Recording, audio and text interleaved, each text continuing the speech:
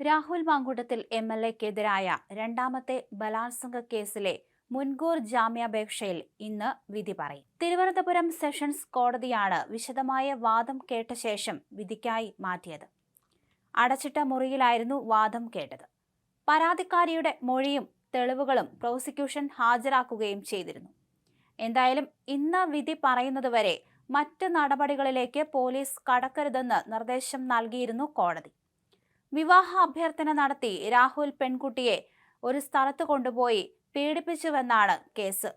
അതേസമയം രാഹുൽ മാങ്കൂട്ടത്തിനെതിരായ പരാതിക്കാരിയെ സൈബർ ഇടങ്ങളിൽ അധിക്ഷേപിച്ച കേസിൽ പ്രതികളായ കെ.പി.സി.സി ജനറൽ സെക്രട്ടറി സന്ദീപ് വാര്യർ, മഹിളാ കോൺഗ്രസ് നേതാവ് രജിത പുളിക്കൽ എന്നിവരുടെ മുൻകൂർ ജാമ്യ ഹർജിയും ഇന്ന് പരിഗണിക്കുകയും ചെയ്യും. അതേസമയം രാഹുൽ ഈശ്വറിനെ കസ്റ്റഡിയിൽ വാങ്ങാനായി പോലീസ് ഇന്ന് വീണ്ടും അപേക്ഷ നൽകുകയും ചെയ്യും. 23-കാരിയായ പെൺകുട്ടിയാണ് ഇത്തരത്തിൽ രാഹുലിനെതിരായ പരാതി നൽകിയിരിക്കുന്നത്. വിവാഹ വാഗ്ദാനം നൽകി തന്നെ പീഡിപ്പിച്ചുവെന്നാണ് പെൺകുട്ടിയുടെ പരാതിയിൽ പറഞ്ഞിരിക്കുന്നത്.